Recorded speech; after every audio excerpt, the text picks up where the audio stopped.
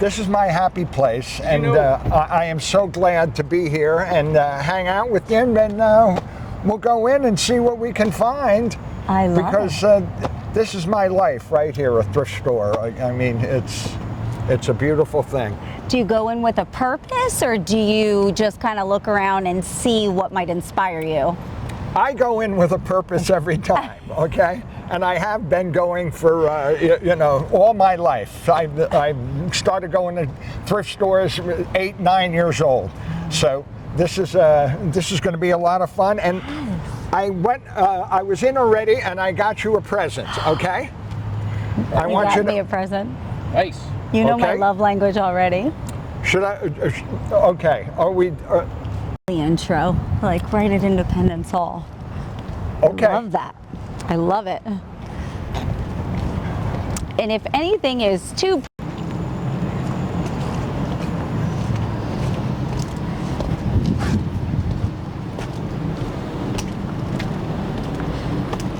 I am as Bagaricans. Yeah. All right, you guys can go on 3, 2, 1, whenever you're ready. Hi, Lynn, I'm so excited to be here. Chica, I can't imagine me wearing this shirt for anybody else but a fashion statement like you. I am truly honored. Thank you. And it looks good, might I say. Very good. It's, I look good in anything but a mirror. All right. But I do have a little present for you, and this is kind of a cosmic coincidence. It's right here. Oh my! And the thing about being on television, and you have to accessorize, all right? And how perfect is that? It like goes with everything I own. It's awesome. Thank you. Thank you so much. Well, everything I own, I owe to the thrift stores, okay? Everything we need is right here in the thrift store. So why don't we go in and see what we can find? Awesome. And this is my happy place, okay? I hate to say that. This is my office, okay? Is it the process of looking, or the find, or just the whole environment? I think it's the process of looking, and it's, you look for different things. You look for educational, or you look for props, or I make art with the stuff. I'm not going to call junk because I paid money for it. No. I try to make artworks with it, and my prop comedy that I've been doing all those years. Let's go see if we can find some props. Yes, I'm excited. Okay. Should we be like talking? I'm going to say this is truly an honor, and I'm not even just saying that. I'm super excited about this. Yeah, it was awesome. He was telling me about your documentary. I'm like, yeah. Thank you. Okay. Yeah, and it's a good thing I did Operation Build-A-Butt, huh? Because I lost some weight, and do not enter. Oh, there we go. All right, awesome. All right. Thank you. Look at magic.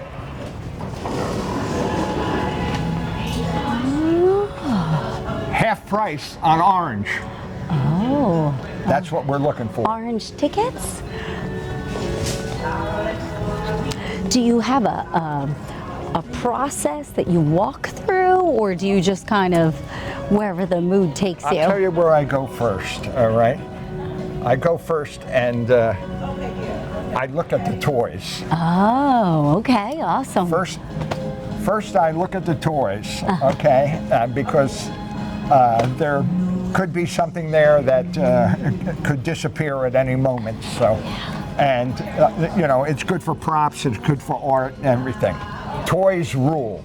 Nice, very cool. So let's go check it out. Yes. You don't have to tell me twice. I love toys. Yeah. Now, what was your favorite toy as a child? Weirdly enough, I liked puzzles.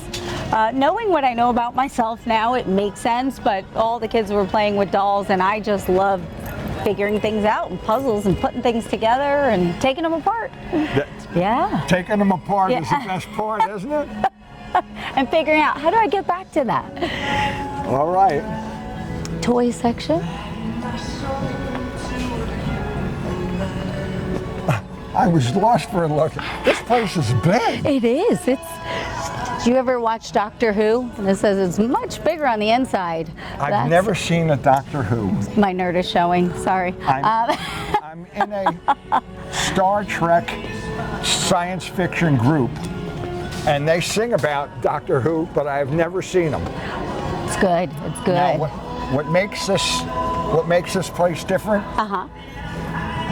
They actually have a humor section. Okay. Oh. So it's in most places they don't have a humor section. They throw it in with everything else.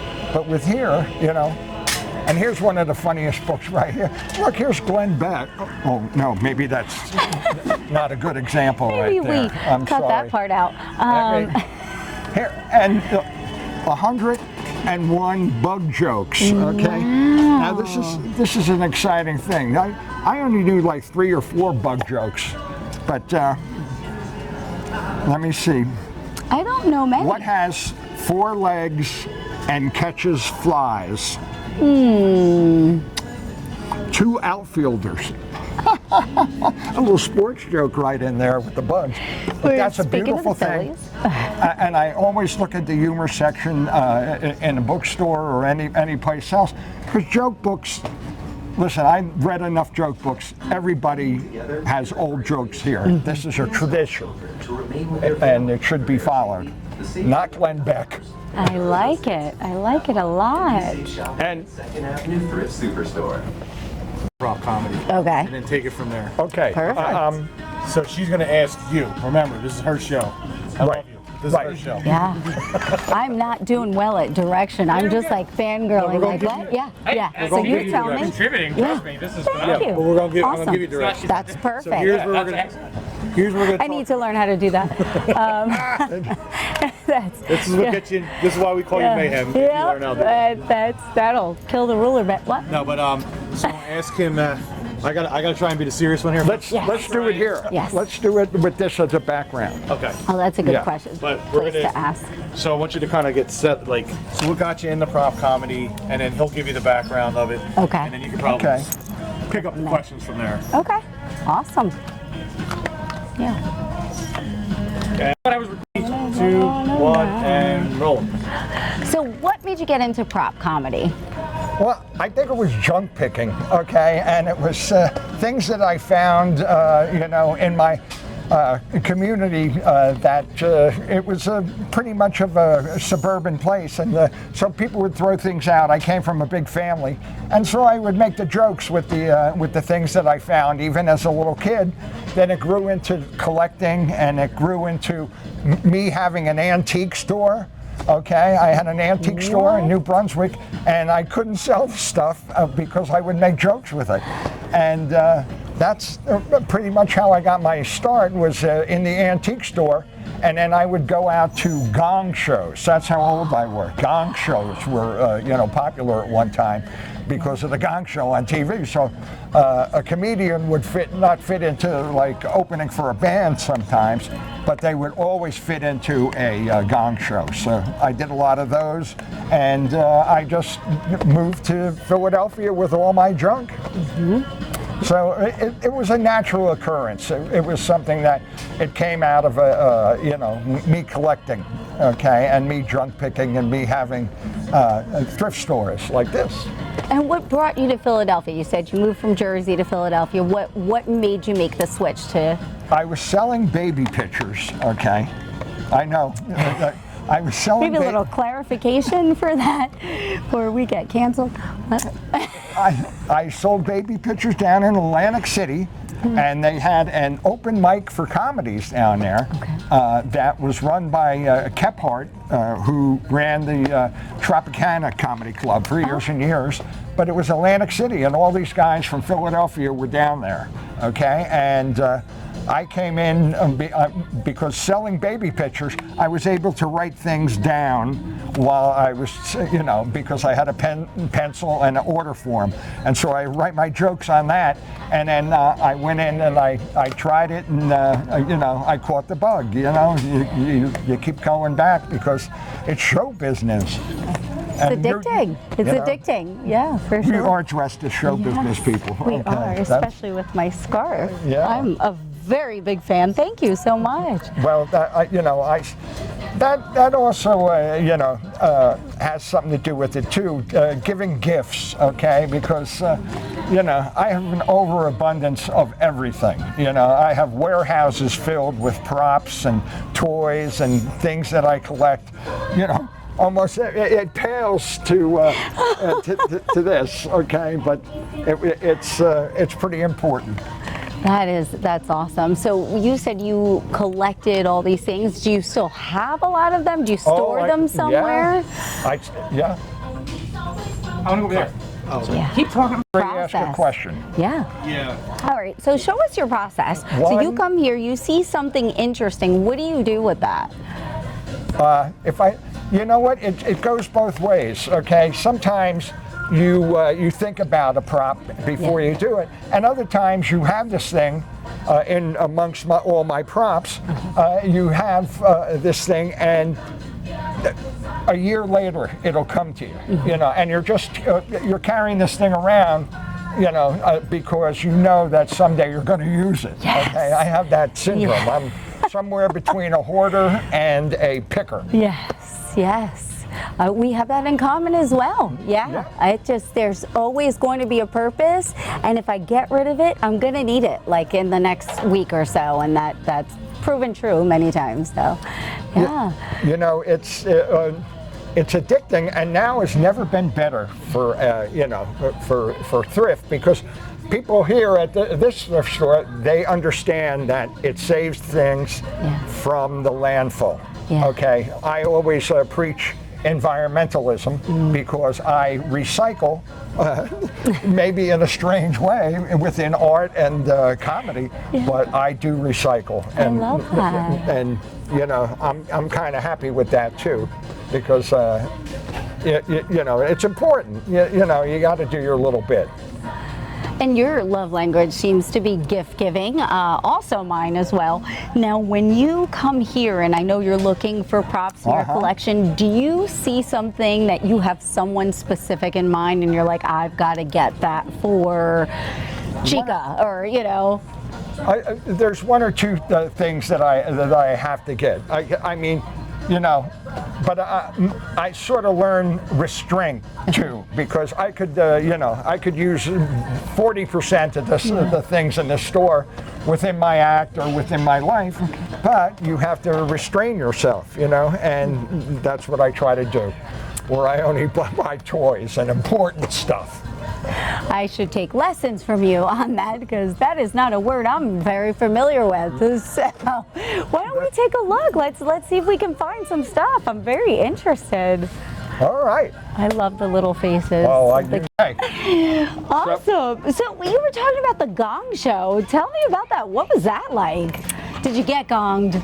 I got gonged every week. The little girl who sang "The Greatest Love of All," she always won. That was a given. I went every week for a year or two. Okay, and it wasn't a comedy club. It was the first comedy club I went to was a place called the Penny Arcade, and that was booked by Jerry Stanley, a famous comedy boom booker. Okay, a very classy guy. Very he's in a couple of books and everything about that period of time. But I went to his place. I went to my brother's room and I took things off the wall. He had a big A. I took the A and and did a vowel movement and things like that. I took different things from all over the house, because I didn't have I didn't have a set of props. I just had the junk that was around the house. So I'm sorry, I'm still stuck on the vowel movement. I took a bunch of junk and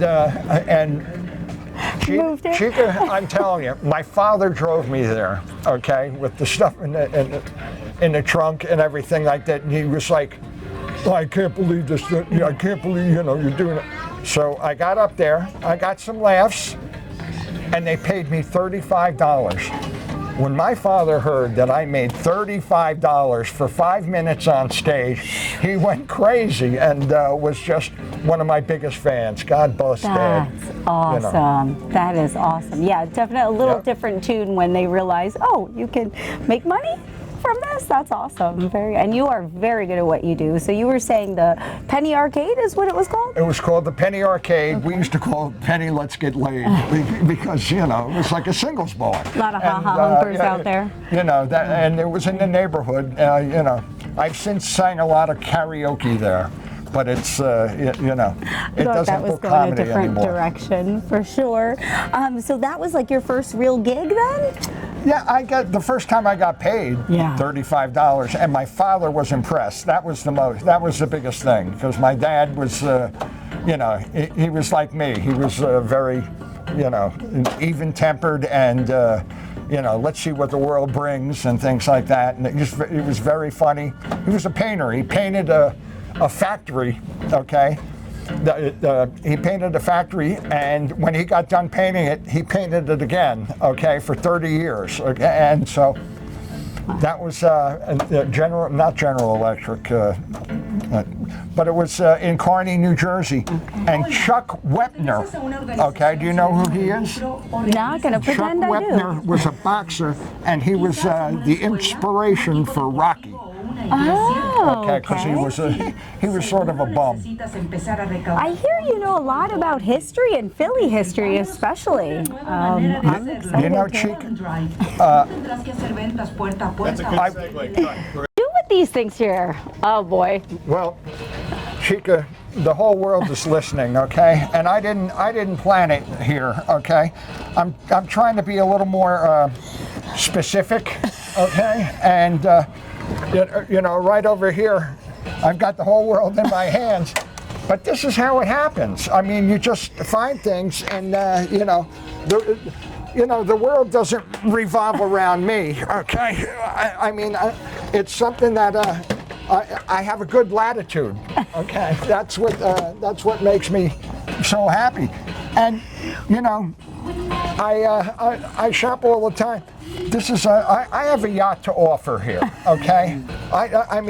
There's a lot of peer pressure that goes on, and I want you to stand there. I want you to take a bow, okay? I went overboard with that, okay? But who are they to judge? Are you Catholic? Yeah, she's got to be Catholic. A good Puerto Rican girl like you. Here, pass that around, okay? See what we can do there, if you can hold your wicker. And Chica, I've known you a long time, but I would love to see you in a thong. Okay, how can you say that? All right, right over there. I didn't, but who are they to judge? Pontius Pilate? Okay, watch out. If you break it, you buy it, okay? That's a crash course in what we have here. Look at this. What else we got? There's a lot of cool stuff. I hope you know that wasn't true. That was just an innuendo. I'm sorry about that. Okay, maybe this roof is over your head. But we're trying it right there. Let's see what else we got here. Oh, nothing with the Rosie O'Donnell doll? I feel like that one does itself. A Rosie O'Donnell still in the box, folks. I don't know why this has been here for weeks and I'm knocking weeks. I things keep over. coming back, and honestly, I can talk like this until I'm feeling a little hoarse. Okay, but I'm not stable here, and I've fallen and I can't get up. Wait. This will come back to me. Okay, don't wait. You know what? They won't take this on returns. How do you come up with these things so fast? Like, you have a beautiful mind. They are like rapid fire. Well, I cheat. Okay, that's how I do it. And I've read a lot of joke books over the years. Okay, I was self-educated with the drunk picking and going to thrift stores. You find old, beautiful old joke books, from forever. I have ones from the 1800s, and some of the jokes are still the same, and you still, some of these comedians out there are doing jokes that that were in the 1890s, okay? But funny is funny, you know? Yeah. And a lot of times I'll see on sitcoms, they'll say a joke that I said, I know I read that in Highlights magazine, or I know I read that in, you know, a Bennett Cerf book. If you don't know who Bennett Cerf is, he was a publisher who wrote a lot of pun books. Okay, big time guy. He was on, you know, but a lot of times, you know, you study the puns. I was known for puns when I was in high school, and you know, that was my gig, my raison d'etre. So. So when you see something, does it like spark a connection and you recall like was some sort of like the bow joke, that sort of thing? I think that happens with everybody. I mean, if your brain is tuned into filming or, you know, or dressing nice or things like that, you kind of concentrate on that thing. I mean, that's, you know, I couldn't tell you the first thing about carpentry. You know, I don't have 2x4 sight, but you know, but when I do puns, I nail it, you know, and you know, and that's what I enjoy doing, you know. Did you have a job before you were such a, you know, a beautiful dresser and a great interviewer? This is the best day of my life. I'm just gonna say that. Yeah, I was a teacher, so I would come to thrift stores for my kids, my classroom. You were a teacher? I was, yeah, 21 years, man. elementary school. Yeah. And so you understand that, see, my teachers all liked me because I was a little mature, and because I was trash picking and going to thrift stores all the time, I would get things for them, not only gifts, but things that they needed, you know, old books for the English teacher, you know, something to melt crayons for the art teacher, you know, and so I got away with murder. All right, I think that's. I was gonna say, Are you clean up? I'm taking, never. No, I've been trying. Yeah. So, yeah. I'm filming. All right. So, you know, sometimes you do physical comedy with things. You know, here's a typical lightsaber, but I'm it taking can be lessons. a sideshow attraction right there. Or a very good date. Yeah. I am filming. That looks awesome. I am definitely hungry I now. don't hear you. I am filming. Wow, that looks amazing. Wow. You don't have to. Just delicious. I am definitely hungry. Whew. Wait, you hungry? I'm hungry like the wolf. I want Chica to ask, Yeah. what does this mean? All right. I'm gonna take one. All right. Yeah, we'll All both stand on each side. All right. I've heard this before. What does this mean? With or without?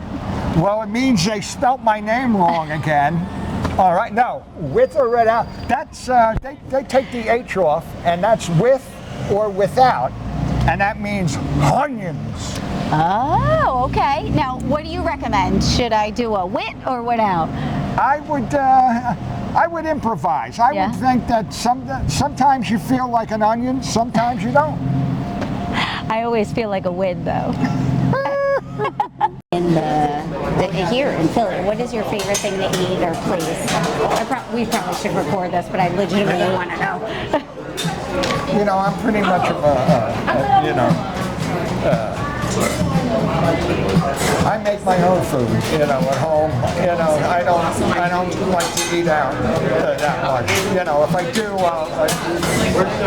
it'll just be Right here, Jimmy. We're here. Yeah. Yeah. I love it. Ice water? Ice water? You said you need an ice water? Yeah. Okay, awesome. All right, you guys want to do an interview while you're online? Yeah, that works. I was just talking to Whit about his favorite things to eat. Want to go? All right, and do outside. I like it. Go. So what's the process here? Like what do we do? I'm making a little nervous here. It's a procedure you have to go through for efficiency, okay? You have to order it cheesesteak with And you name your cheese too. Oh. But you have to do it fast and in English. I have I have to pick a cheese. What cheese would you recommend? That's a lot of pressure for me, Wig. I always get the cheese whiz because it's the most unhealthy for you. Oh, I like it. Okay, I like it. Yeah. And when you look at the sandwich, you go cheese whiz. So it has a little joke in there Oh, too. I like it. I like it. But I like the Dr. Brown's. You ever have Dr. Brown's? No, I don't know what that is actually. Dr. Brown's is it's like a Jewish soda. Okay, everybody gets the cream soda. You ever have cream soda? Yeah. Okay, so this is like the #1 New York Jewish cream soda. In Philadelphia? Isn't that a Oh, conflict in of interest? Philadelphia, yeah. Yeah. Wow. I guess you're national. Awesome. Yeah. That is awesome. One. All right, so I'm a little nervous. I've seen Seinfeld, the episode of the Soup Nazi. What if I do it wrong? Are they going to kick us out? How does? They're not really Nazis, okay? And they're very kind here at Jim's Steaks. They've been doing it for years, and it doesn't matter if we're here because with or without us, you know, we'll still carry on. I get weird anxiety about weird things. Like at my age, I should know what I drink at a bar, especially being a comedian. And I freak out every time they ask. And I'm like, I should come up with something, but it changes every time. And so here, this is the anxiety level is super high, but I feel like the food is going to be worth it. Hopefully. Him. Do whatever he had. Can I do that? Is that cool? Thank you. First timer. See, they're nice. They're nice. Yeah. They hyped it up a lot, and I was definitely nervous about getting kicked out.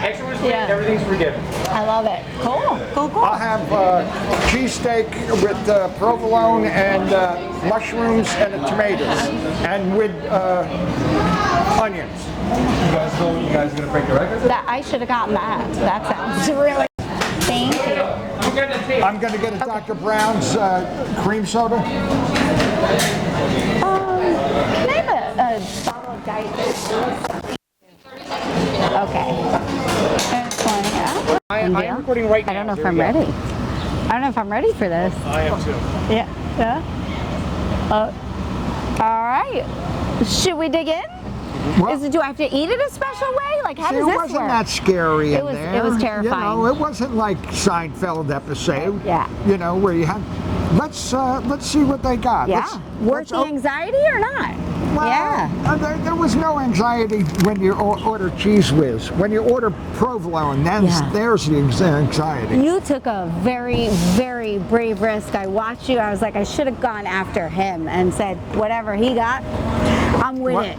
I know. Get with it. Get with it. This is the. I love it. We got the. Yeah, the buzz. Yeah. Okay, yeah. Yeah. I'm usually more of a train wreck You know, person myself. nothing goes with a good cheesesteak like a septibus, okay? There's something about it. You know? The submarine sandwiches.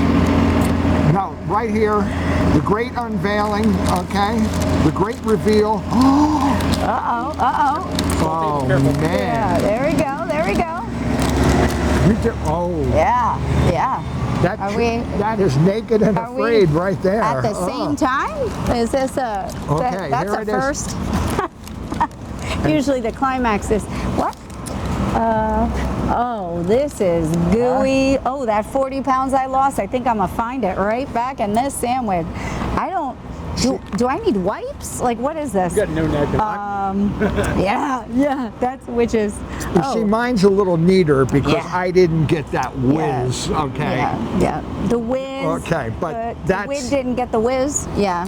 Your We're meat gonna is take pretty bite of neat. each other's All right, later. ready? Oh, now it's a party. Check to the bill.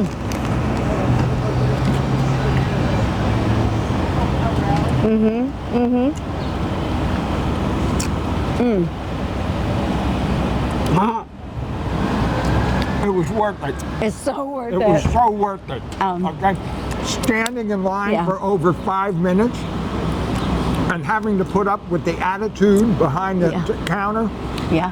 which was great. And so is this steak. I'm gonna need a minute, you guys. Don't look at me. One bite, one bite. We all know the rules. What are the rules? One bite, what? That's Once you bite, it That's a pizza feels review. right? Oh, all right. This is, wow. Mm.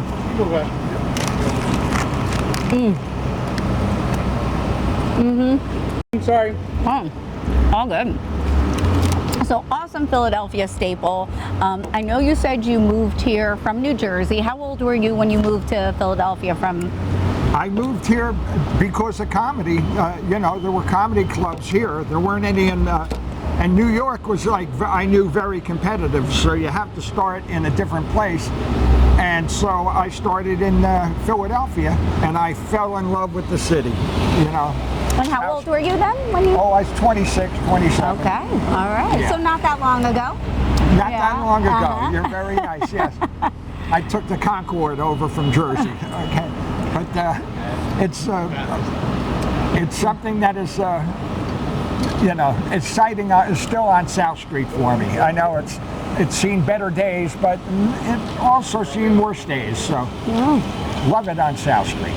So that was at 26. Tell us about Little Wid, about Wid, your origin story, if you will. Not that you're a villain, you're more of a superhero to me, but what is your origin story? What was your childhood like? What inspired you to become the awesome man you are today? Well, what inspired me was, you know, objects, I guess. I was a collector ever since I was a little kid. I collected, you know, I didn't collect baseball cards. I collected things like postcards from, you know, all around the world, and joke books and toys and, you know, records, books. And that's where I got a self-education. Okay, from finding books that I would never have read if I didn't get them for free out of somebody's, you know, castaways.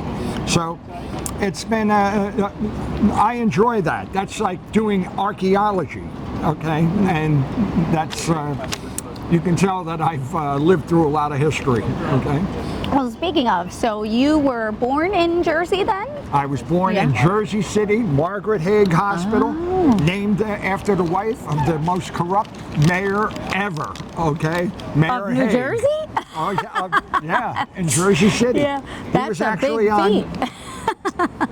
There's a lot of competition for know. that title, so woo. Yeah, I mean, he was actually on Boardwalk Empire as being one of the cronies of, you know, of the bad guys. Wow. Right there at the Ritz. All right. Wow. So you were, you said you had a brother, right? What was your siblings' situation? Can I guess a little bit? Uh-huh. Okay, so I don't know much about this part of you, which is why I'm asking, but I would assume because of your love of objects and your attachment to things that you had a large family. A large family. Is that accurate to guess? 7 kids. Oh, there it is. 7 kids, all right? Man, we all, That'll make you hoard stuff, for sure. I was in the exact middle. I'm sorry. There were 7 kids in my family, and my mother and father were always in love, so, you know, so it trickled down to us. So we all got along, 7 of us, you know, nobody ever wouldn't talk to anybody for like years and years and stuff. You know, we never had those family feuds and things like that. I don't, you know, I think Even it when you starts took with their the parents. things off the wall, they were still Oh okay no, with it? my brother was very encouraging, and you know, and being the middle kid, you always have to settle other people's arguments, you know, and that was my calling too, is to be, you know, I still do that. I call my brothers and sisters. Awesome. And so how many boys-girl ratio? 4 boys and 3 girls. Oh, wow. So you really were in the middle on all ends On there, all the right? sides. Yeah. So I got what my older sisters and brothers would listen to and read, and what my younger brothers and sisters would do and read. So you got, you know, you've got education from both sides. You know, you learn off your older brothers and sisters, but you also learn off your younger brothers and sisters. Yeah. You'll learn that when you're older than me. So what is, I know this one might be a little tough because for me I couldn't answer it, but my brain's a little different. What's one of your favorite childhood memories? Probably swimming in the ocean. You know, my mom was a great swimmer and would go way out, and you know, and that was something that we loved to see. Or you know, my mother being an athlete, you know, after having 7 kids. Yeah, wow. So, Yeah. and she became a nurse, so I had very good nurturing. I got a lot of good memories. My hometown, there was a river running through it. Oh, a river runs through it. And it was called the Venice of New Jersey because it had a meandering Rawway River going through it. And we used to go in canoes on that, and that was a big deal at one time. It was a very nice place to be brought up. And you didn't grow a tail, so the water was safe at that point, I guess. Yeah. Extra toe, little tail, a nubbin, whatever. That happens. So that is awesome. Very cool. I love that. Childhood memories were, you know, we shared things, and you know, we played with each other. You know, we had a lot of neighbors, a lot of neighbor kids. We're all baby boomers. I mean, you know, that we had a overflow of children at one time. You know, kids in the neighborhood. So. That's like an insult now. Do you know that? That people will say, especially Gen Zers, will be like, okay, boomer. And I'm like, you just called me a generation. So it's not mine. Close enough. But really, that's an insult. And I love it. I love learning things from the different generations. Not Gen Z, they suck. But, well, you're Generation X and I'm Generation X-Lax. Okay, that's a little difference in the opinions there. Oh, speaking of X's, that's a whole different show. So, you having traveled around the world, basically, what are some of your favorite places outside of Philadelphia to travel? Well, I haven't traveled. I've been to Mexico, Canada, and England, but I stay around here because you know, traveling a lot of times is a pain, and I have all my collections here, so I always have to stay here. Yeah. You know, I travel for work and everything, and that's, you know, I get enough wanderlust. You know. Yeah. You know, when I was younger, I hitchhiked all over the country. You know, many times, so I had my wanderlust. Yeah, not what I expected to be driving it. Definitely vaping. That tracks. Okay, so they call you the legendary wit. Obviously, you're an inspiration to a lot of younger kids and up-and-coming comedians, including myself. But who inspired you when you were a child? What comedians or performers really formed wit at its core? Well, that's a good question because I was a product of my generation. The people who really inspired me were of course, right here from South Street, the Three Stooges. Oh. Okay. Oh. I know a lot of ladies don't like the Stooges. Yeah. But, I am not you know, one of those ladies. you see? Okay. Okay, Yes, that's sorry. why I wear the glasses. I don't even need them. And Abbott and Costello, okay, because they were, you know, they were sort of simple, like the Stooges. You know, they were physical and things like that. As I got older, Jack Benny and Laurel and Hardy, who were a little bit more sophisticated, but they could, you know, they would always be funny. I was always a big fan of Jack Benny, even as a kid, and I mean, it was just because his shows were so silly, you know, and I think Seinfeld got a lot off of him, too. Yeah. But Jack Benny and, of course, I have to say Rip Taylor. Oh, yes. Okay, he was I couldn't believe what he did, and I would try to emulate him, because when I was a kid, that was kind of, those kind of jokes came easy. And I enjoy the silly, okay? I'm not like an intellectual, giant in my comedy. I'm smart in other ways, but for comedy, I like it silly. I don't like it. I don't like it when it's too high tone or too much complaining, or too much, or too graphic. I like it, cornball. Yeah, yeah. Like, you fall You've somewhere. Seen my comedy. You're a new generation that, And all I have to say is that I told all the comedians, study your notes, okay? Yeah. Study, and it's like school. So the newer generation, for any younger comedians, Gen Zers, even some younger millennials, they watch their favorite comedians' Netflix specials and HBO. Where did you watch Jack Benny and Laurel and Hardy? And on TV. Okay. They were on all the time, and my mom was so nice. She would let me stay home sometime to watch movies and daytime television. Did she let the other kids, or was that a middle kid privilege? I think that it was. She knew that I had interest in that sort of world, So I would watch, old time movies during the day, and that's how I got, into it. And look at you now. Right here on South Street, I worked at a place down the street here. That maybe we can go to. I would love to. We've got to go see your old stomping grounds. Let's finish these delicious Jim's cheesesteaks and go don't stomp. worry, I'm going to finish yours and mine. It was a little large, little large.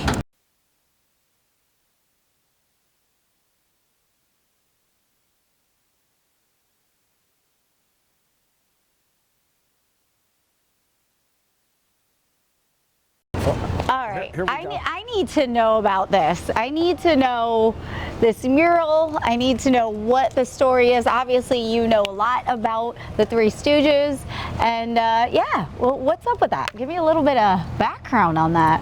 Well, Larry Fine's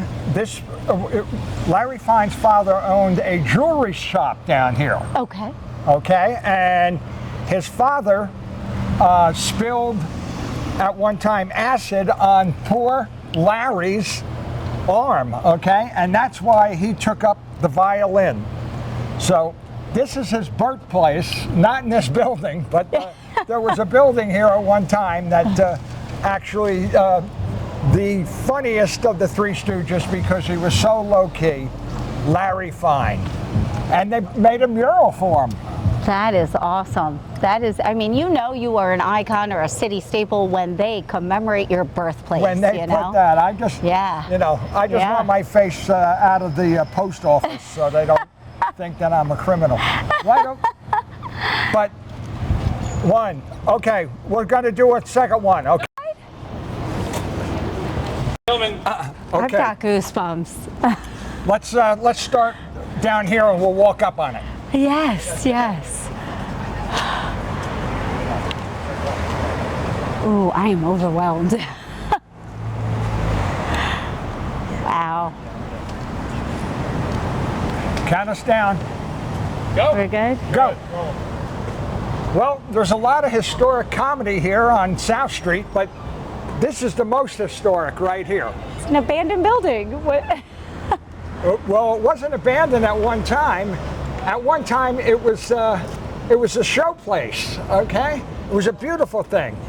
It had started out as a Catch a Rising Star, and then it went to David Brenner's Laugh House. David Brenner used to have this. And then it turned into LAFF House, Laugh House, and it was an African American comedy club. And it was, The Laugh House? Well, no, Laugh House? This I is was the the Laugh longest- House. I was their longest employee. I used to be the MC on open mic nights, so everybody came through here, Like name who? I'm Big sorry. J, have you heard of Big Yeah, J? yeah. Yeah, Big J started here. A guy named Joe DeRosa, okay? Wow. Wow. Yeah. Well, I was getting to that last. Last Okay. but not least, maybe littlest, but not. Let's start. I can say we that. start over again? Economize a little too. And Goosebumps. Chica, this is a very historic place right here. This abandoned building? Well, it wasn't abandoned always, okay? It was at one time the Laugh House, okay? African American club started here. Guys like, maybe you heard of Kevin Hart, okay? Started right here. Maybe you heard of Joe DeRosa, Big J. Many others started right here on the open mic night. This was the only game in town at one time. And a lot of the people who from the Philadelphia area would come here and tell jokes on Wednesday night.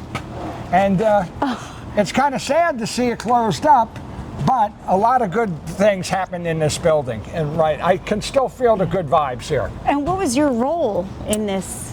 My role, I was the MC of the open mic night. I was the one who put the people on, and I was the one who went, all right, you did enough time, come on. I would have to, they call that the Sandman, okay? That's, you'll learn about that. Because they were putting everybody to sleep and you're taking them off, or? Oh, I was putting them on and taking them off. They would have professional comedians here, you know, everybody from Robin Williams was on that stage, people like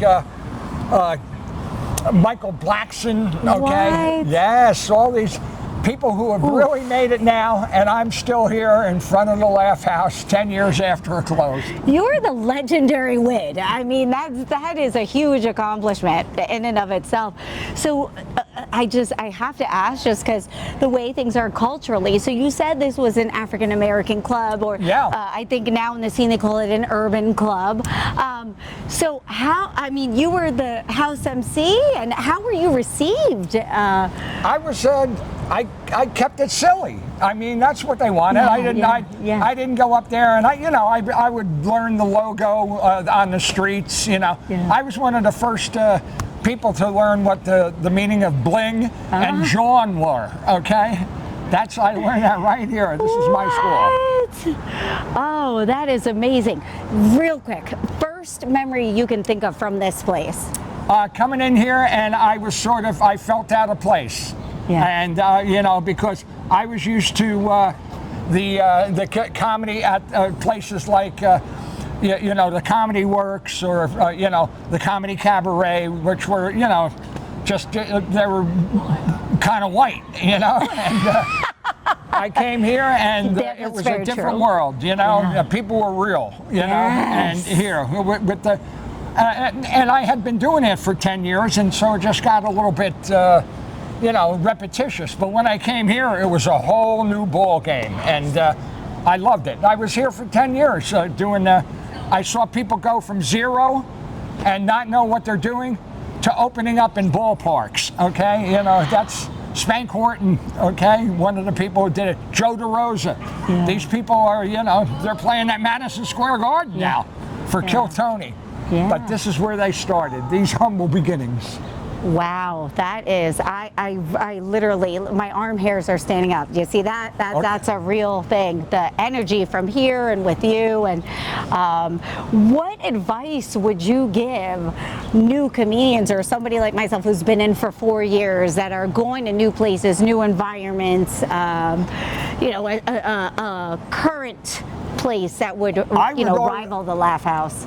I would never tell the kids or the people who went on, I would never try to tell them anything else but study your notes, try to do it better next time. If that's if they were bad. Or if they were good, you would just, appease them. But, you had to, it was tough love sometimes, you had to be, this was the only game in town. You couldn't go to Helium, or you couldn't go to the other comedy clubs. This was it. So this predates Helium and Punchline. Oh yeah, wow. By years, and because people, the closest other one was out in the suburbs. you know, and so this was a citywide thing. So you'd get all sorts of people from all walks of life. And one of my first rules there was you have to leave your guns home, okay? And that was the sad truth of, of people coming in unescorted. They would bring their rods sometimes. Wow. And I would, I mean, people didn't know how to learn from other places. It's not like the sophistication of New York, where people would come in and go, I've seen this 100 times, I've done it, they know the rules. People were, we'd have 30, 40 people at a time. Wow. So I loved it here. Wow. Yeah, I can feel it. That is awesome. And it's so quiet anyway. Well, we're here with the legendary Wid, still on South Street, at an amazing art gallery called the 3rd Street Gallery. Wid, what is your connection to this place? Well, the 3rd Street Gallery is a beautiful place. It has professional and amateur artists. And right now, they let me put my toys in the window. Before I was a comedian, I was a junk artist, okay? I would make things out of junk. And I was in a couple of museums and art schools and other things. But of course, comedy took hold, and I kind of didn't do the art as much. But now I've been doing more into it, and I was here for about in the window for about a couple of weeks. So I still have that artistic bent. And how do you sign it? Do you sign it Wid? Do you call yourself the legendary Wid, or is that just what we all call you? Well, that was given to me. Legendary was an adjective because in the paper it read Wid, and nobody knew what that was. They thought it was a cheesesteak reference, or they thought it was something that was a cleaning product. Here, clean your house with Wid. Or they thought it was, just a misprint. Yeah. So Steve Young, who ran the Comedy Works on Chestnut Street, he gave me the legendary Wid instead of that. Maybe it was a cop off of The Amazing Jonathan. You ever hear it? Okay, yes. The Amazing Jonathan. So sometimes people call me the Amazing Wid. And I talked to Jonathan, and he says, sometimes they call me the legendary Jonathan. So you gotta watch what nickname you have. But I love your nickname. Cheetah Loca. What does that stand for? How did you get that? What is that? The real story is that I used to get a shore house in Seaside Heights every summer. Some of my sorority sisters out of college many moons ago, and there was a little chihuahua on the first floor who was very rabid, and his name was Chico Loco. And when we would go out to the seaside places, this was before Jersey Shore, I was the original Snooki, and I would get a little more lively, and it was an alter ego. It was, it became Chica Loca, and then when I started doing comedy, I was still teaching, and I could not use my real name because they would have found that very quickly, and I would not have been able to leave on my own, so I went with the old alter ego, which was Chica Loca, and that is how Loca was born. Well, that looks good on a billboard. Chica Loca. Okay. I think that you have a great future ahead of you with a nickname like that. Okay. Thank you. I mean, my exes all call me crazy, but that's a narcissistic tactic to hide multitude of sins. Like, no, I'm not doing that. You're just crazy. Yeah, we call that gaslighting. So enough about my actual life. The art. So what do you sign it then? What do you sign your art with? It was the same thing, but smaller. Okay, it was the smaller toys and the smaller props. I put visual puns in there in my artwork, and it's something that keeps me, creative. I have no real talent. I can't draw a straight line. I can't, I can't go out there and be a monologist and talk about all this stuff. So I sort of cheated my way in by using props and and junk art and stuff. But your mind, the way it works, the immediate response that you have, the connections that you make, I imagine that your art the same way, just has a lot of layers to it. Yes, a lot of layers. I wouldn't call that cheating, no, but back to the X's. It's always mass display, you know, it's always mass display. I bring more than I need. And so in that way, I can edit myself. I love that. If other people don't. I don't know. I don't feel like you need much editing at all because, yeah, you're pretty awesome. That's really cool. And thank you for having me on your show. This is very nice, and you know, I love the casual outfits that we can wear. And, you know, we didn't get too dressed up. No. But next time, okay. Yeah. Are we gonna fancy? We'll dress for the nights. Ooh, that'll be the anniversary episode where we come back with our first, most famous, best guest, the legendary Win. Yeah. So tell me about your art, or I'm going to air quote it because I don't feel comfortable saying junk art because it's definitely not what it is. And you worked with people. I mean, like I'm just awed here. Ever since I was a kid, I've been collecting small people, plastic people, not army men to say, but, you know, Indians or people who you can find in the train sets, or just, you know, generic sort of people. And I collect little doll houses too, and little plastic houses, and little cars, and little dolls and things like that. And I put them all together in a juxtaposed sort of way. You know, every time I do it, it's sort of different. It is different because it's different stuff. But it's stuff that I find at flea markets, garage sales, thrift stores. And when I was on the road, I would go to different thrift stores and everything. I had my biggest show was down in Baltimore at the, it's called the Visionary Art Museum, okay? Visionary means you didn't go to school. And I said, right there, that's me. I didn't go to school. I mean, it was just something that I did as a kid. I set things up. And I was in a show called Smile, and they had a display of I have a collection of lunch boxes. They put 100 lunch boxes up there, and I made little shadow boxes filled with little toys and little dolls and things like that all came together. And on the show with me was John Waters, okay, from Hairspray fame, and Matt Goring, who signed one of my foam hands, I'll see you with, but that was kind of exciting. And I've been in a couple other galleries, but here at 3rd Street, okay, I am, this is my home turf. This is South Street, you know. So do they tell a story? You said you set up the different people and characters and things differently each time. Do they tell a specific story? Are you trying to invoke emotion from people? I think it's mostly mass display, and it's kind of, it's eye candy mostly. Mm-hmm. You know, it's something that, you don't see all these things together all the time. You know, there'll be a picture of Prince Albert, a can, okay, and then there'll be a Batman sort of play set, and then there'll be, things from train sets, and I love, I love the things that aren't war toys. I don't use any war toys, because that sends a bad message. But the art, when it's together and all the toys are together, it appeals to not only children, but adults too.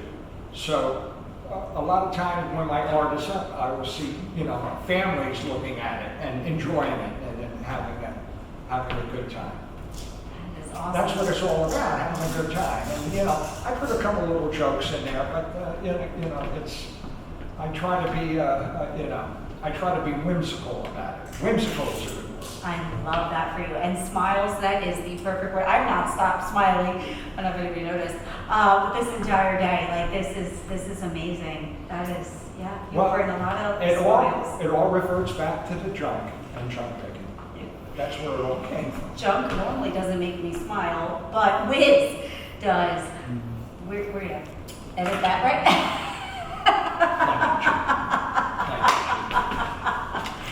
I'm filming. 3, Yeah? 2, 1, go. Oh, the legendary Will! Oh, I can't believe it. Chigaloga! Hello! How are you? I am all right. Oh, Hello. so good to see you. I know. Just gonna get comfortable here. This is what it's all about, you know, out here in the sunshine, enjoying our freedom. Yes, very And where much did so. our freedom? Do you see that? Do you see that? I see. That's the object in the sky I was talking about. What is that? That's a UFO. Yeah, okay? you guys see that? That's from Jersey. That's Yeah. one of those. That's one of them drones there. Oh, is it? Yeah, they use them so they don't have to pay the toll over the Ben Franklin Bridge. Using Oh, yeah, drones from there. Okay, Jersey. there's the other drone. Up there, that was a little high. Yeah. So, I just have to share this story with you because you probably don't remember. One of my first. I didn't do it. That's what they all say. He did it. So my first experience meeting you, I was a brand new comedian, and I was at the 710 Festival. Do you remember the THC Festival in Middletown, Delaware? Oh my goodness. Oh my goodness. The cannabis festival. Yes. The wildest thing I ever saw. They had leaf blowers that they turned into pipes that would just like completely engulf a place. It looked like a foggy day in Pittsburgh. The whole pavilion covered in just THC smoke. Yeah. Do you remember there was a big pot leaf on rollerblades just wheeling around? Yeah. Yes, I do remember a big pot leaf with roller skates. Yes. Or was I high? Yeah, No, I mean, we all were, because there was no way you were anywhere within a mile radius that you were not blazed. So I was there with my mentor at the time, Keith Purnell. Oh, Keith. Yeah, brand new comedian, and he's like, oh, the legendary Wood is here, and he tells me all about you. And so I get up to my new spot, you know, he gets up and he always crushes, and everybody was like, kind of like, ha ha ha. The whole show, do you remember? It was just crazy. So I see Wid, you know, getting all your props and all, and I'm like, this is super cool. My best friend was there as well, and you got up there, and we laughed so hard, and we were pretty much the only ones because I think they were blowing out indica smoke, and everybody was too stoned. They were like, the whole, and I'm like, this is being wasted on them. But that was my first experience with you, and you shook my hand. I was like, he has got an awesome vibe. So, yeah, very cool. Well, I remember the pot leaf. I don't remember anything else about that day, but. You know, I don't think anybody does, I really. remember they were a hard audience because they were beyond the pale. You know, it was like doing it for a drunk audience, but you know, I guess it was much more of a California drunk audience. Well, I told the producer, I said, next time you start blowing THC out and everyone, make sure it's a sativa. We want at least a hybrid, because they were too high to really appreciate the genius that was the Wit. And then the next time I did a show with you at the Milton Theater. At the Milton Theater, I called you the Puerto Rican Barbie. Okay? Yes. I will die on that compliment. So yeah, very awesome. But I am excited to get to work with you, and I've worked with some other people that you've worked with, and I saw like Jackie the Joke Man Martling. Right. Yeah, I've gotten to open for him, and Julia Scotti. Yeah, Okay. Yes, awesome. I've known them both for years, and I can say that we're all old. No, I've known them for years, and they're very, very consistent comedians. They always make people laugh. I hate to follow either one, Jackie or I had to follow both a couple of times, and it's very hard with those seasoned comedians. Yeah. Yeah, Steve Young is another one too. You mentioned Steve Young, him. he was one of the first people I knew in comedy. Steve Young, he ran the Comedy Works right down the street here. Wow. Right at 120 Chestnut. And right behind us, okay, Independence Hall. Yes. You know, maybe it doesn't mean as much, okay, these days, but this is like a very exciting place to be, okay? This is where independence was found, and someday we're going to make Puerto Rico a state, okay? They're not going to like paying taxes. You could be Real. governess. Yeah, You could be governess of Puerto I would Rico. love that. That's not a good idea for anyone. The loca part, a little crazy. But yeah, that is so super exciting. Now, you are an artist. You are, if it's okay that I call you a modern day Renaissance man. You do art. Right. You do comedy, obviously. But I heard you were also on TV. Can you share a little bit about that? I was on a lot of different TV shows. I was on, Uncle Floyd first, okay, and then I was PBS, right? Was that on, no, that was on some sort of independent station, back in the day.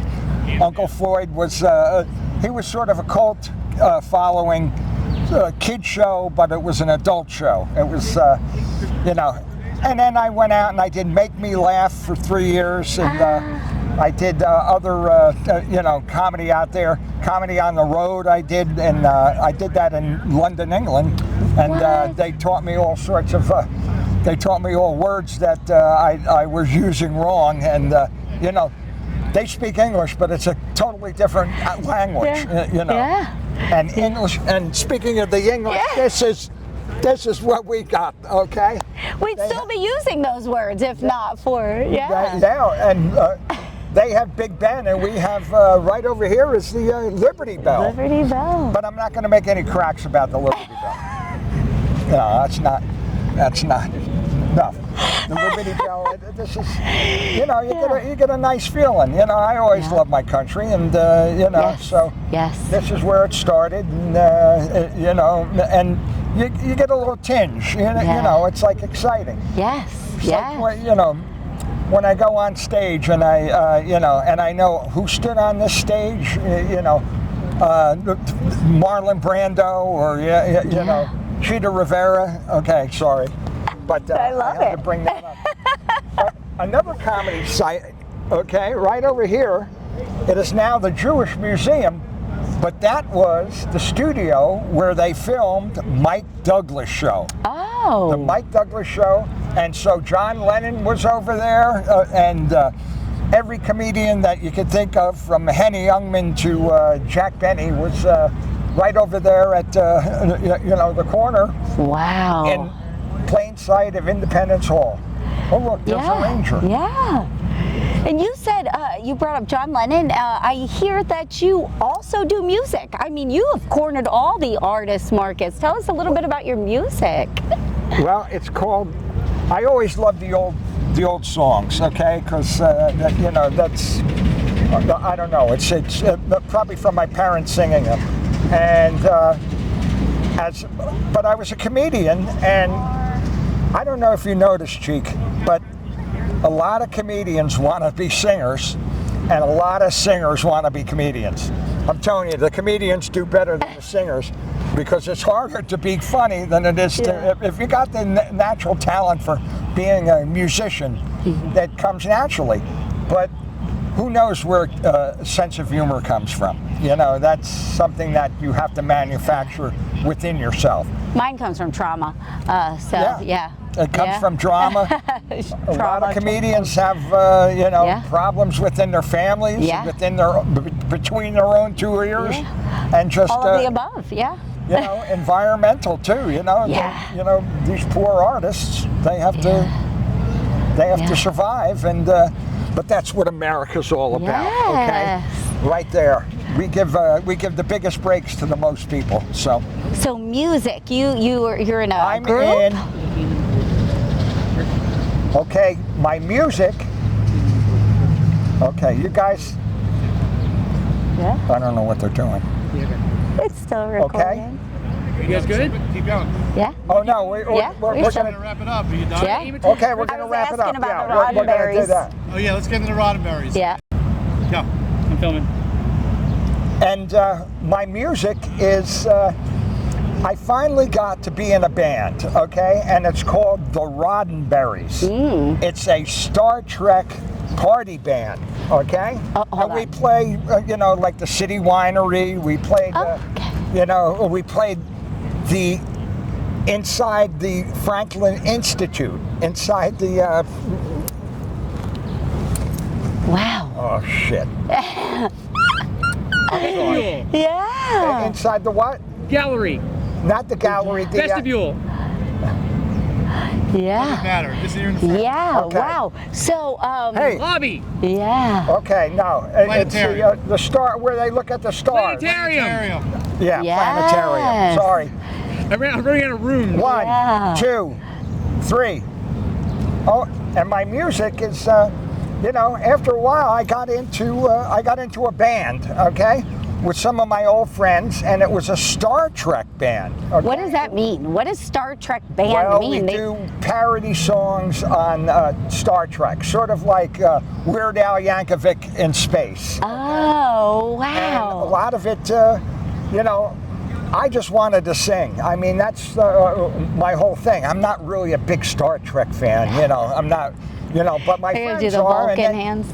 And they Yeah. became the house band of the convention in Las Vegas. Okay. What?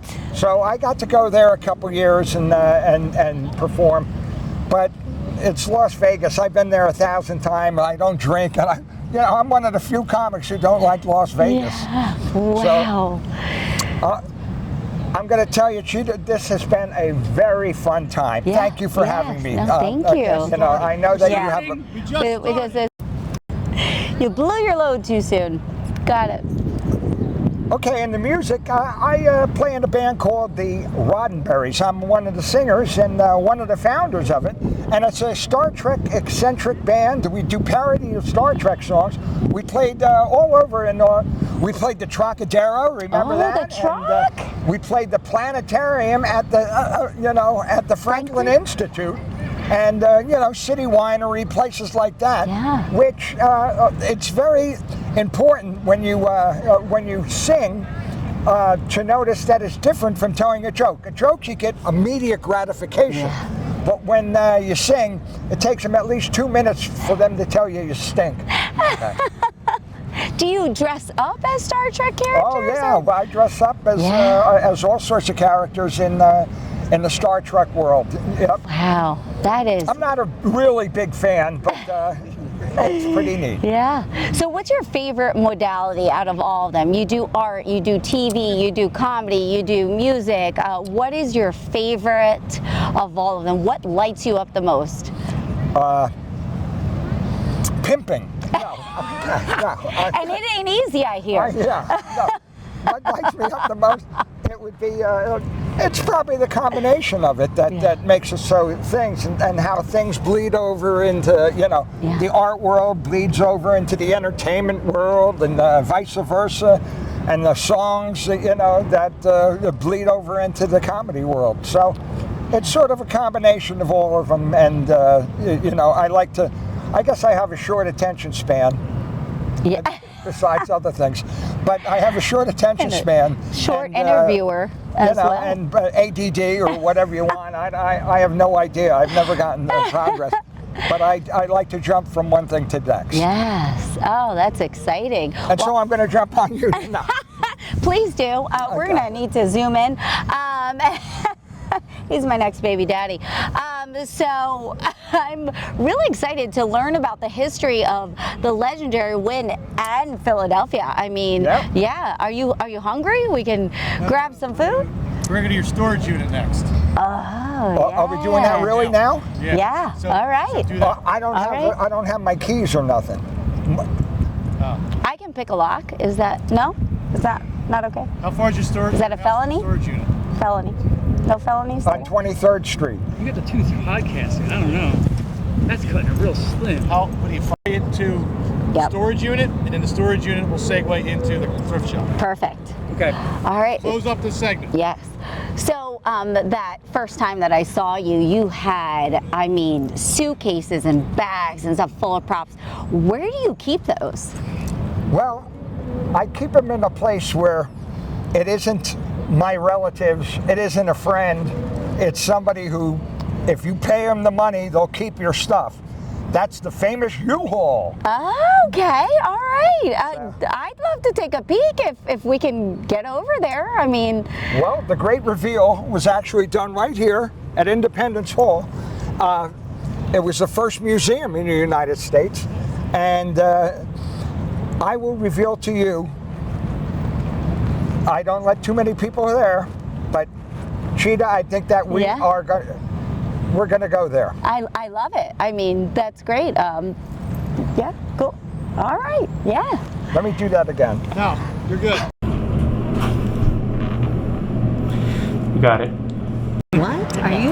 Yeah, we're taking Say a that. peek. I want you to Fuck say that. yes. Oh, sorry. I'm trying to say less fucks. Fuck, fuck, fuck. God damn. No, not the fucks. I'm saying, No. don't forget what you just said. No, absolutely. But I was trying No, to. the fucks are fine because you're excited. No, I'm trying. There's a whole new generation of comedians that are learning about you because I'm telling everybody. Yeah. Good. You know what I'm doing today? So your settings are set to only friends. So people that aren't friends with you can't see those pictures. Oh, I'll That put it you up. got a little island of it. I'm getting another shot. Shut up. That's because Oh yeah, let me. All right, 3. So this is your storage unit. Like I mean, tell me about this. All of the magic is stored in there? this is where the magic happens, right here, okay? That is awesome. And it's, I have 3 of them right over here, 2 others the same size, stuffed. But let's just go look at the first one here. And how long have you had these? The paint was new when I had this, okay? It was before, no, I've had it 15 years. Wow. Yeah, Wow. I know. Now, did 3 you- different owners of the whole place. So you've, I mean, outlived the owners here Yeah. in this unit. Did you start off with one, or was it right away you had a bunch? No, 1 and then, yeah. Are you looking for a 4th grew. anytime soon, or? It grew. Yeah. And I don't know if I'm gonna find this. Yes. Huh? The great reveal. Here, I'm gonna let you hold that. Thank you, thank you. I'm gonna All steal right. some. Don't be afraid. Okay. There's nothing to be afraid of. Nothing will come out and bite you. Okay. Okay. Except me. Yeah, now it's a party. All right. Let me see. The great reveal is about to happen. Hold All on right. to your Should I hat. drum roll? Drum roll, please. Drum roll. Drum roll. Step No? back just a Uh-oh. little. Whoop. Yeah, I don't know what's going to come out. Oh.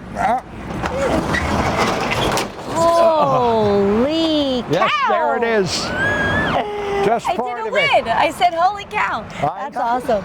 That's cool. Oh. Wow. What is? And oh. it goes back 90 feet, okay?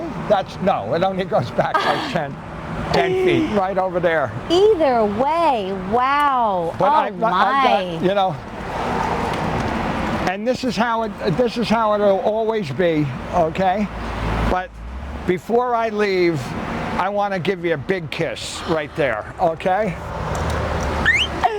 I love it. And I love you. Pictures Thank of you it. so much. Oh, thank you. This is exciting. It's So, exciting. do you Yes. know what you're looking for when you come here? Like, I are have you no like? idea what I'm looking. No, I Okay. know, like this goes and this goes, this goes. Okay. Everything that's sort of like that. What is this? Ah, there you I didn't go. even know I Spare had this. tire. Yeah, Yeah. I just got rid of mine. Thank you, Ozempic. Yeah. I'm going to give you this too because I got a spare. I love it. My goodness. My people are more hubcaps, but the tire will work. A Toyota, but Oh, wow. That's a Cabbage Patch Kid I've never seen before. well, That's. Hello. We're gonna have I don't to know if you're old blur enough that to see out. this. Okay. That's yeah. Okay, that's just. I that's- didn't have that now kind of you know what he was Cabbage Patch. doing in the Cabbage Yeah, Patch. yeah, Okay? that's it. He Unbelievable. sired the rest of them. Wow, that's a what? Where I'm did that glad you one catch picked my that eye? one out. Okay. So You see, this isn't just a small scale operation here. This is big time, okay? This is our professional thing. Do I have any Uh-oh, you're 70. I don't Yeah, want to say I'm that. there, so Yeah. what? So Oh my gosh. there's a little bit of everything for everybody in here, okay? Oh, nice. Right over there. Okay. Let me see if I... Here, right over there. Oh, Wigs. wow. All These right. these are things that I've been junk picking for years, and they're still there. Look at this poor bird. Oh, that's unfortunate. Yeah, he's exhausted. Oh my goodness. Wait, tell me a little bit about other prop comics that you've worked with. I only worked with one or two other prop comics, and you know, there was a guy called Lenny Schultz, okay, and he was on Laugh-In 2. He wasn't on the first year of Laugh-In. He was a bionic chicken, and he would have a whole bunch of props too. But he was different from me. He would make sound effects and do all sorts of... He never said a pun or anything like that. He unfortunately passed away not too long ago, and Lenny Schultz, look up that name, okay? Wow. I love to tell people that. Yes, that's awesome. And I worked with Gallagher too, okay? I didn't work with the original Gallagher. I worked with his brother, okay? Who was just as psychotic as Gallagher 1, but he wasn't as talented, okay? And just as crazy, have to tell it. yeah, Awesome. I mean, if the prop comics are a weird bunch. I worked with, of course, Rip Taylor, okay, a bunch of times. I wrote for him a couple times too, but he was, you know, they're strange birds, okay? But I came natural by it, okay? Cheetah, this is Chica. This is where it, you know, this is a lot of collectibles in here. You can't see them here because this is mostly my, you know, my props that I take out every time. But I'm a natural, and you know, someday I'll be tapped out, and but I have two other containers right down here, two other just the same size, filled with similar objects. Wow. Wow. I know, it's pretty nuts. So, Famous Brothers, you mentioned Famous Brothers, and a little birdie told me that you had some ties with the Bon Jovi family. Yes, I used to work at a place called Power Station. That was the #1 recording studio in the United States, and I worked there for you know, a bunch of years. I did odd jobs around it, and I did you know, some writing for them. But I got to meet, you know, everybody from Dylan to Bon Jovi to you know, Bruce Springsteen, the Kinks, you know, the Fat Boys, you know. A lot of the Fat Boys. Yeah, the Fat Boys were, they were my friend because I was behind the desk and I would get them food, okay? So the Fat Boys were my friends for, you know, for that. They were mine too, but in a different kind of way. But my good friend Tony Bon Jovi, who was an acoustical genius, okay? He's the one, he founded the Ramones, he founded the Talking Heads, he recorded everybody you can think of from Jimi Hendrix to Ozzy Osbourne, okay? So, but I got many stories from them. That's at a different time, you know, it's that rock and roll world. I got to tell you one thing, comedians are much calmer than the rock and roll stars, okay? Well, I hear these things are going to be in a documentary. Yes, yes, with Trainwreck Productions is doing a documentary on me. Trainwreck is a wonderful place. It's a warehouse of podcasters, and they're all from around here, and you're going to join the Legion right now. Family, I love it. I love it, and the name is very appropriate for the Loca brand. So I love it. That's Loca brand, Loca brand, yeah, a little crazy. Bring up the Spectre. One of of the sections I'm really excited about doing, you know, Chica Loca, Crazy, Locomotion. Right. I normally save this for the end, but we're talking about it, and I'm dying to know, what is your most crazy story that you've dealt with, maybe in the music industry, since we're talking about it? What's your most loco story? Well, I did go to, I went to the movies one time with Meatloaf. I thought that was like kind of neat. And, but I think my most memorable was right here in Philadelphia. They were having a music convention, and the main man at the music convention, of course, was the most famous producer of all, called Phil Spector. Yes, you might know him as a murderer or a killer, but he made some of the best records in the world in the from the early '60s to the '80s, and he was right there. Be my baby, be my baby. He did Black Pearl, Pretty Little Girl. Well, he was sort of a nut. Okay, and he recorded even the Ramones said that he was nuts. Wow. Okay, and if the Ramones tell you you're nuts, you're nuts. But he was quite a character, and he's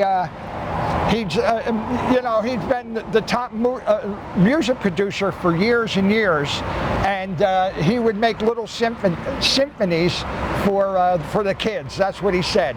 But he made so many hit records. You Lost That Lovin' Feeling, and on and on and on. So one day he's in the bar at the Middle East restaurant, and he is acting up. Okay, he is acting up. He's telling the waitresses, calling them all sorts of names and things like that. He's he's ordering the waiters around. He's being real mean to everybody.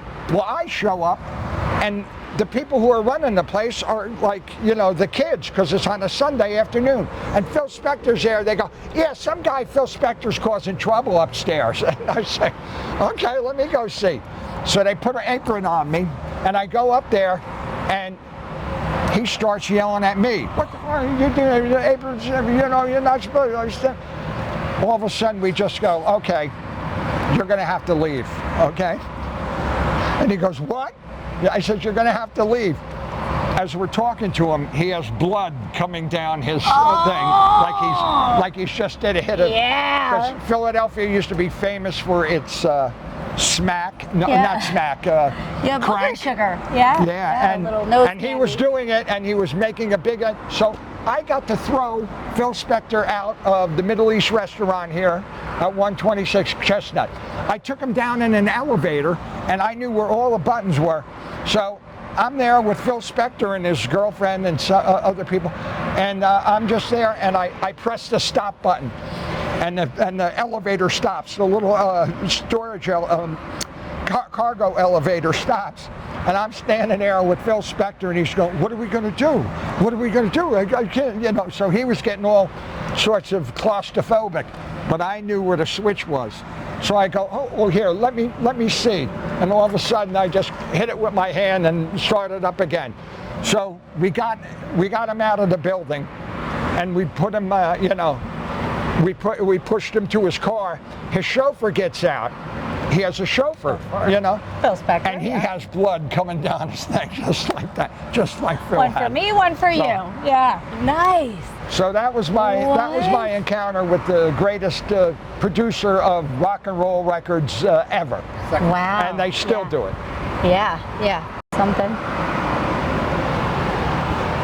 You like my haircut? It is just rainbow-tastic. I didn't get it done by a professional. I just got somebody who cut hair on the side. Okay. But I dressed up especially for you, and I'm wishing you luck on your new show. Thank you so much. I can't even let go. I'm sorry. You really lived up to the name Legendary Wit. I am so grateful to you. Thank you so much. I am so excited for everybody to see the documentary coming out about you. We're going to follow up because I want to. So, and we're going to follow up too because you're now on Trainwreck. Yes, okay? On Trainwreck. And watch out for, that producer. Yes, absolutely. He's a seducer. Aren't they all? Thank you so much, Wood. I appreciate you. And thank you, Judy. Yes. filming, start hugging, and whatever. Perfect. It's all slow motion.